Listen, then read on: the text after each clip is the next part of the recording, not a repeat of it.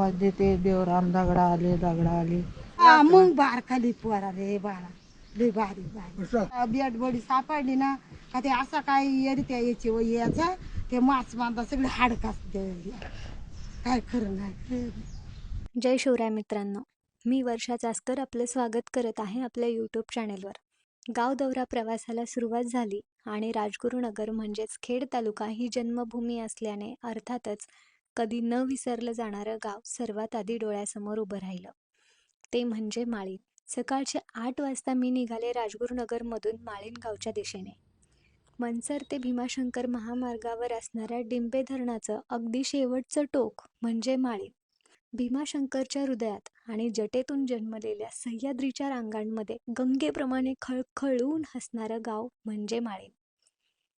माळीण गावच्या साधारण 2-3 किलोमीटर अलीकडे वाटेत लागणारं गाव म्हणजे आडिवरे.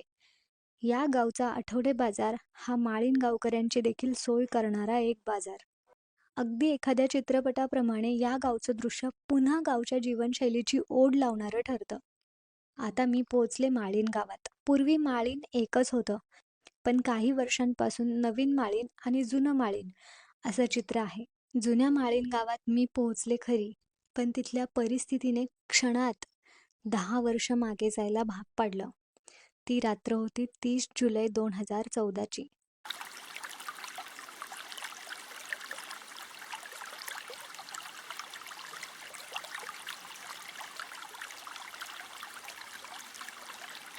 त्या काळ रात्री अचानक अतिवृष्टी झाली. पावसानं अगदी थैमान घातलं. विजांचा कडकडाट, ढगांचा गडगडाट सगळं अगदी भयभीत करून टाकणारं होतं. अशातच काळजीनं ग्रासलेला माळीण गाव रात्रीच्या त्या काळोखात झोपी गेला तो कायमचाच. पावसाच्या थैमानानं माळीणचा डोंगर कोसळून गावावर आला आणि क्षणातच होत्याचं नव्हतं झालं. आशेची स्वप्न डोळ्यात साठवलेला निष्पाप गाव मातीच्या ढिगाऱ्याखाली गेला.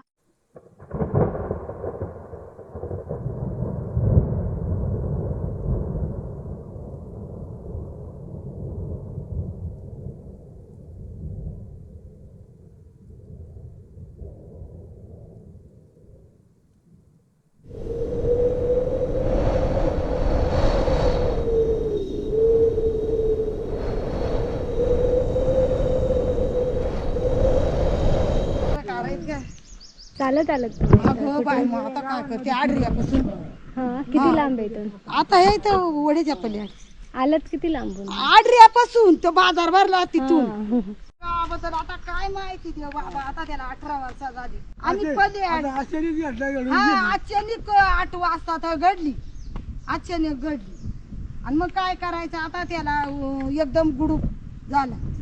हा सगळी लोक लय माणसं कोणी कोणी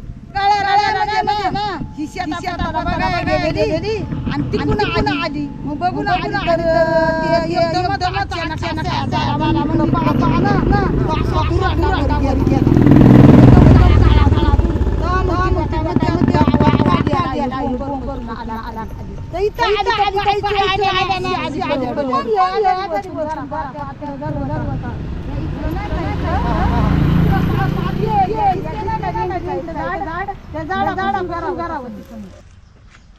समज होती रे बाबा.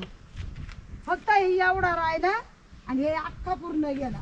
मंदिर होता चांगला कळसाचा तो सुद्धा गेला.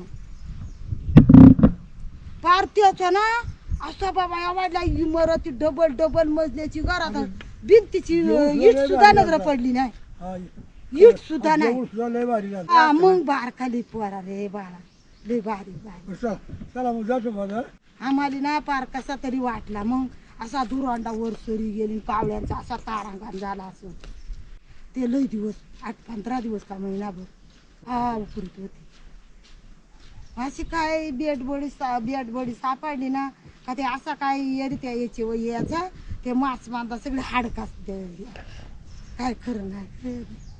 अशी तारा होती. आणि काय करते जाते रे बाबा नव्हता लांब जाऊ का बाबा. त्यावेळेला आमची घरावरची आली रे असं रे इथली लोक डोकरा खाली गेली आणि वाड्या जायत ना तिकडे त्या वाड्या राहिल्या आम्ही सगळ्या 107 गेले. हा लई दिला तिकडे म्हणजे आहे पण आता तसं काय तसं डोंगरा खालते असं बघ तसं तरी आहे हा असं आहे हे असं आहे आता घराकडे झालो आता घरी इकडे म्हणून आम्ही राहिलो असे कोणाचं बाळ, कोणाची आई, कोणाचा भाऊ तर कोणाची बहीण, सगळं गाव आज दिसेनासं झालं होतं.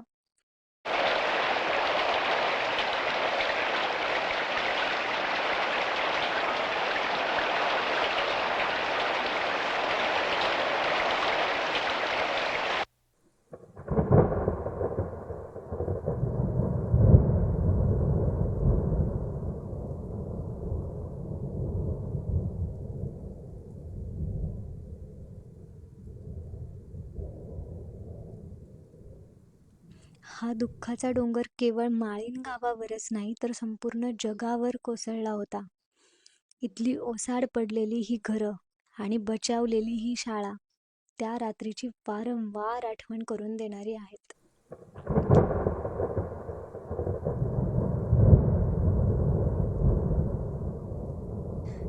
एक किंवा दोन नव्हे तर तब्बल 151 निष्पाप लोकांवर मृत्यूदेवतेनं घाला घातला होता. सकाळ झाली तेव्हा बचाव कार्य करणाऱ्या टीम, आजूबाजूची लोक जमली, पण शिल्लक राहिला होता तो माणसांच्या भावनांचा झालेला चिखल. मृतदेहांचे थरावर थर साचत होते.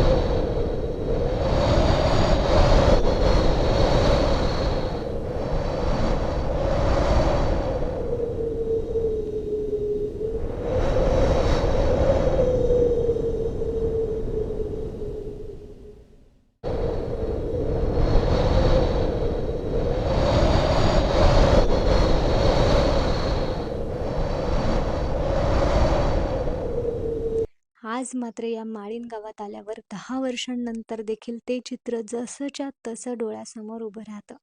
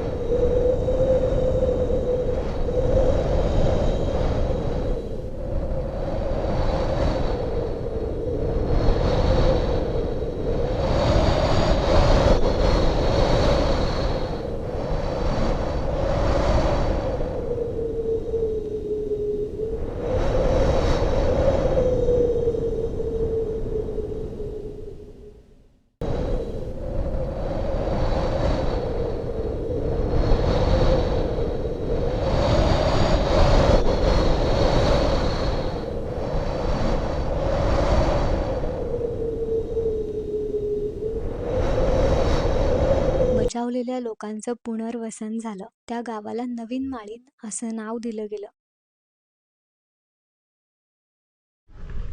आता आपण चालूय नवीन पुनर्वसित झालेल्या माळीण गावाकडे. त्या दुर्घटनेलेली जे रहिवासी होते त्यांचं महाराष्ट्र सरकारकडे पुनर्वसन करण्यात आलं. तर आता त्यांचं जिथे पुनर्वसन झालंय तिकडे आपण चाललेलो आहोत.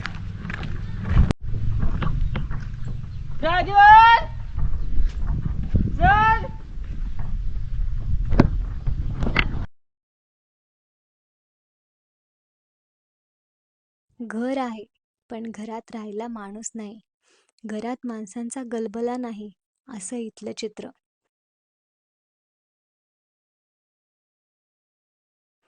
सर्वस्व गमावलेल्या माणसांच्या डोळ्यात आजही फक्त पाणीच आहे. इथल्या घरांना आणि जागेला आजही पावसात भेगा पडतात, चिरा जातात. ही इथली वस्तुस्थिती. इथे गरजेच्या काही सुविधा तर नक्कीच आहे, पण रोजगार मात्र काहीच नाही. तरुण आज नोकरीसाठी बाहेर जातो खरा, पण ज्या आजींनी, ज्या आजोबांनी संपूर्ण घर गमावलं, अशांचा आधार आज कोण आहे? त्यांनी पोटाची खळगी कशी भरायची? असे अनेक प्रश्न आज चक्रावून टाकणारे आहेत. बरं 5-5 किलोमीटरवर शेतमजुरी करून एक दिवस तर काढतात, पण पुन्हा पाऊस लागला की भीतीने रात्र जीव मुठीत घेऊन राहतात. दुर्घटनेच्या दरम्यान या गावच्या बातम्या जगभर पोहोचल्या. त्या गावची दखल जबाबदारीने प्रत्येकाने घेतली. पण इतक्या वर्षानंतरही ते गाव आहे त्याच परिस्थितीमध्ये, किंबहुना अजूनही हालाकीचे का आहे? कधी काळी जगातून हळहळ व्यक्त केली जाणारं गाव आज मात्र जगाच्या नजरेत दुर्लक्षितच आहे. अशा गावांचा विकास योग्य पद्धतीने करणं ही आज शासनाची एक जबाबदारी आहे. तुम्ही आधी राहायला कुठे होतात? जुन्या माळीमध्ये जी दुर्घटना झाली डोळ्याने बघितलेली.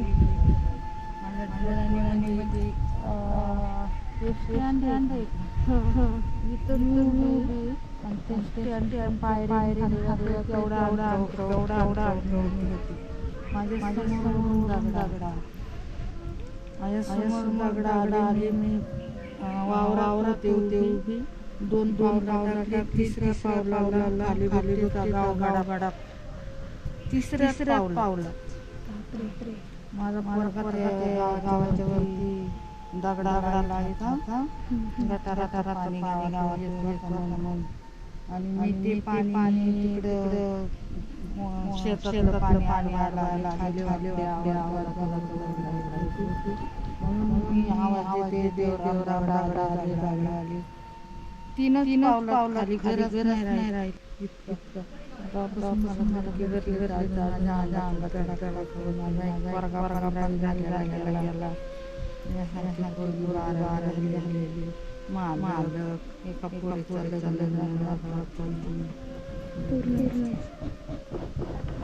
आता तुम्ही एकटाच. आता एक वर्गाने मुलगी राहिली.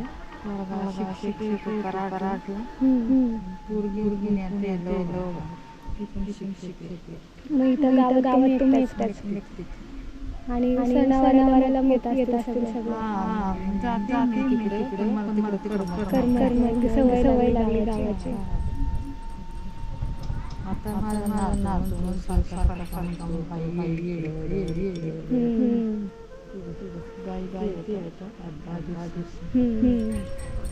गावात घर किती आहेत?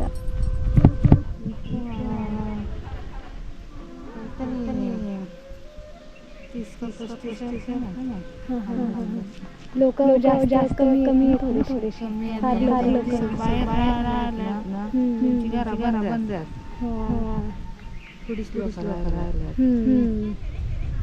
आणि इथे लोकांना पण काय रोजगार काय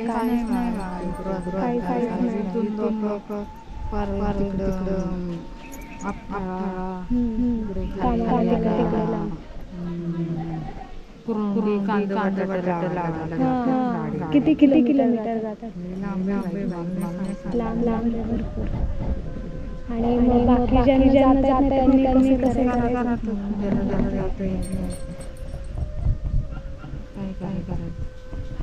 एसटी येते इकडं? एसटी येते ना? एक टाइम असते.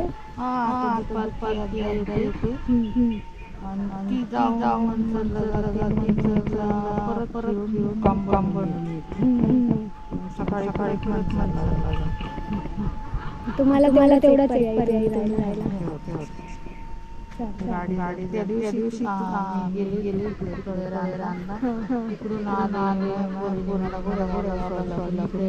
गाडी पुढे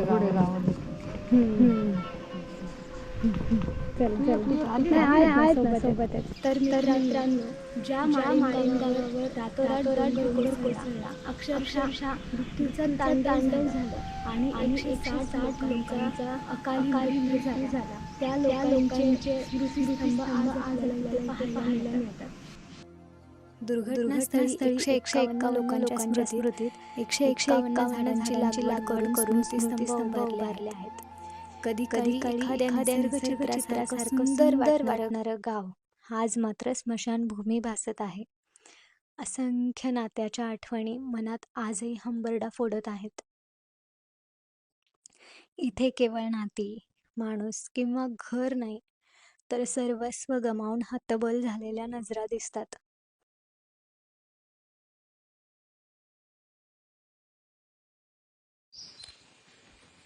माळीण म्हणजे आजही डोळ्यातलं पाणी बनून राहणारं गाव, कधीही विसरले जाणार नाही.